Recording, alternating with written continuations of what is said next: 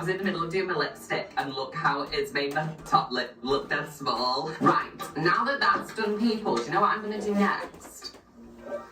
I'm going to do something that I've never actually done before. And I'm going to put some lip gloss on. Because I got sent this really gorgeous cream puff from Tricks and Shell Cosmetics.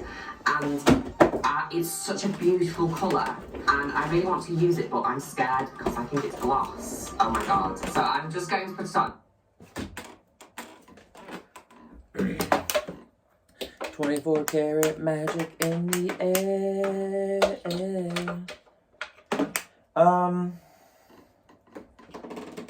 My stomach is hurting.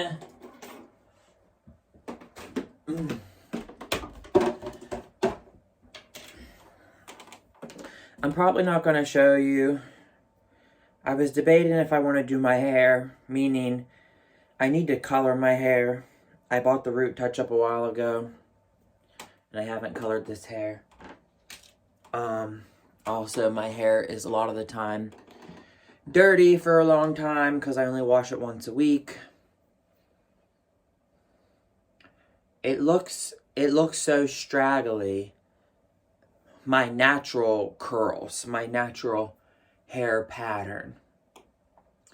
And I feel like it's so curly in the back, in the kitchen, the nape of the neck area, where the top and the front, it's not as curly, probably because I have that always tied up or I'm always playing with it or whatever.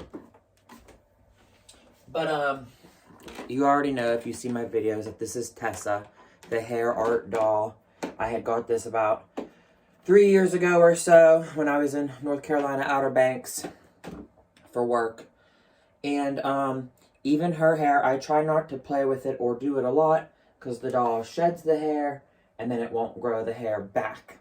But I always want to show you how I do my curls because I was really good at curling hair, like when I was in beauty school or anytime that I had done hair, curled hair. And obviously there's always a pattern to do. So like, how would I explain this?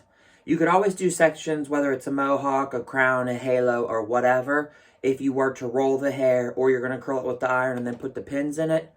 And the pin curls is simply so the hair has time to cool down. That way it doesn't fall and drop because the gravity will pull it out, the curl, if the hair is still hot. So this is human hair on this thing, as you can see. And I've never gave her a haircut, but even she is naturally hairy. I mean, curly. She's naturally curly because there's no product in here to make that curl. And if you keep wetting the hair, it will get curly and curlier. But obviously, the roots get long and straight because the gravity pulls them out. So anyhow, going back to the whole curling pattern, a lot of times you see like older ladies or elder ladies or whatever, they have the front section of hair and that has rollers or pin curls and they go one way or they go the other way. You've seen a billion videos of it on the internet. It's sort of the way that Marilyn Monroe had her hairstyle when she had the shorter hair or whatever.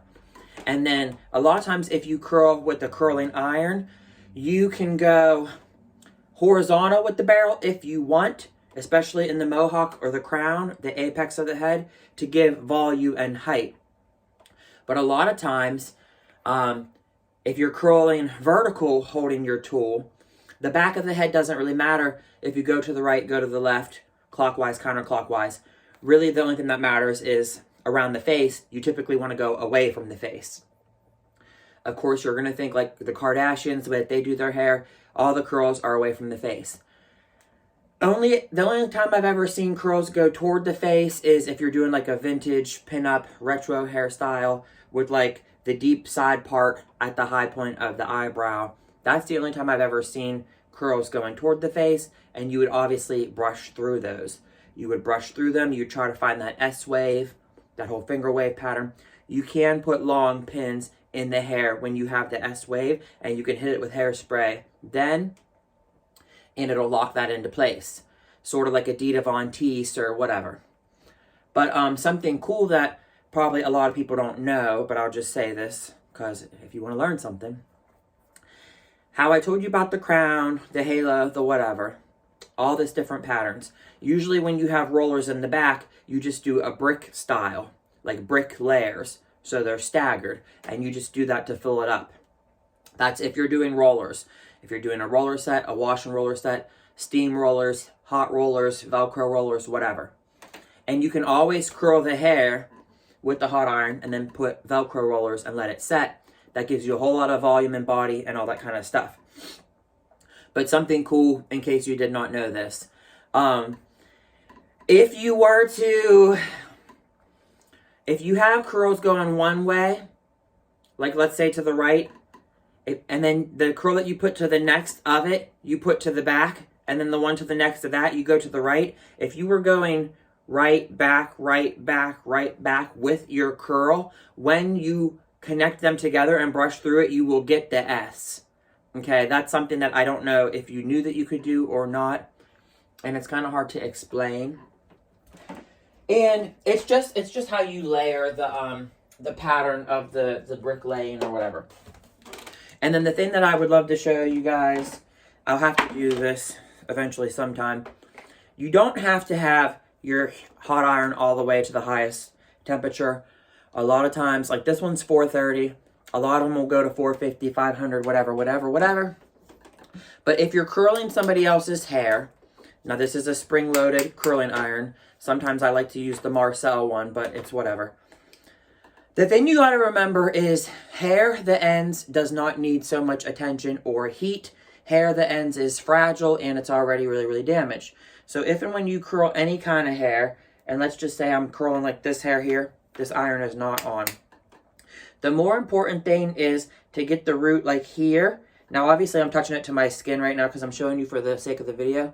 But you would touch the knob here and you would pull and silk it, and you click this trigger, and then you wind it up and you click, and what you're doing is you're feeding in the hair to the iron, the plancha, and you are clicking, you're smoothing and silking the hair, and the root is where needs the more attention, and the ends doesn't need that much attention. You could even leave the ends out altogether. And after you curl the hair a while, you click it to let it come loose, and you catch it, and you let it cool down before you drop it.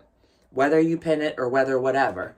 And the whole thing about this is, this takes practice to get good at, but you will eventually get good at it, where, you know, you do it on other people, you know, you get better at it the more you do of it. And your iron has to like have time to recover after it heated up the hair, because then the iron does cool down. So it gotta like work to heat back up. But the whole thing is, you can feed this hair in and you can hold it in, and this will get your curl to start from the root all the way down to the end. In beauty school, they always say, make sure that you get your ends in, because you don't want really super curly ends. They call that fish hooks. And you don't want your hair to be really, really spirally, tight wound curl with straight ends that looks like icicles. Because that's what it looks like if and when your hair is fried and damaged. Like, I'm a naturally curly haired person. So, I mean, my hair should curl from the start to the end, which it does. And the curls are not uniform. They go all different directions. But if your ends are straight, like icicles hanging off of the winter time, then that looks like they're fried and like they're damaged and they can't even hold a curl. So anyhow, I just wanted you to show that, or I just wanted to show you that there's a whole bunch of different ways to do curls. There's a whole bunch of different everything. You know, you train your hair to go different ways. You put your part in different ways. Obviously, you don't want to burn the ears, so you got to be real careful with that. But always, you know, if you use a curl with the big barrel, such as this, you're changing the pattern of the, like what my natural curl would be. So that's all I was going to tell you. It never got to be perfect. I mean, you do the best that you can do, and it would look really good. It would look really cool. These would be big barrel curls. This is 1 1/4 inch or something. 1 3/4 inches? What is this? 1 1/4 inch, sorry. These Hot Tool brands are the best. 24 karat gold. They carry these at Sally's Beauty Supply, Cosmo Professional, and Centric. They actually have this at my job at the Rite Aid Pharmacy, so I was able to get my employee discount onto it. And the only reason I got it was because it's the same price at my store that it would be if I drove far away to get it from the professional beauty store. So I saved gas money. So anyhow, I will have to show you this someday. Just don't feel like it right now. And you can also curl wigs, but that's a whole other hard thing because a wig hair you gotta curl on a lower heat. If it's a synthetic is what I'm talking about. You gotta curl it on a lower heat, and you definitely gotta make sure that you keep the iron moving because you don't want to singe and melt the hair. It will fry, especially if it's plastic. And you gotta get the iron out of there without the iron sticking on, the hair sticking onto the iron, because it'll pull it out when you remove it. And you really gotta catch that hair and set it. Styling wigs is a whole lot harder than real human hair. Honestly, it falls out easier. It's easier to style a wig with steam or with rollers than hot tools. It just is. The only time it's easy to do hot tools on a synthetic wig is flat ironing it. Honestly and truthfully, it just is. So, I will talk to you guys later. Bye. Hope you have a good one. Pray for me. Please let me get these jobs. Please, please, please. Sweet baby Jesus. Oh my God, it's being